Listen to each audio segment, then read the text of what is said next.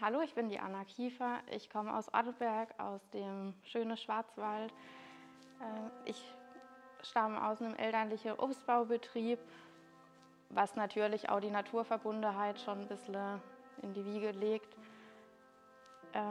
Für mich war schon sehr, sehr früh klar, dass ich nach der Schule die Ausbildung als Floristin mache, und was auch gleich schon in der Ausbildung klar war, ich möchte auf jeden Fall den Floristmeister machen, was sich jetzt natürlich auch hierher bewegt hat.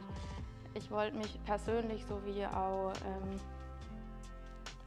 eben floristisch weiterbilden, noch mehr Techniken dazu lerne, noch viel mehr Erfahrungen mache. Was mir besonders an meinem Werkstück gefällt, dass man eben auch die Vielfalt sieht, dass ein Florist nicht nur bindet und steckt, sondern auch schweißt, mit vielen Maschinen arbeitet.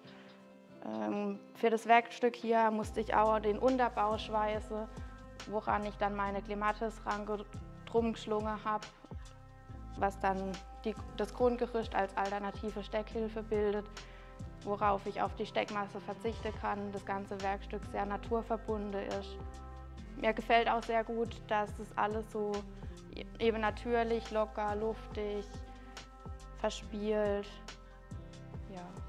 Folgend kommen jetzt noch ein paar Detailaufnahmen, wo man noch mal alles ganz genau sehen kann. Vielen Dank.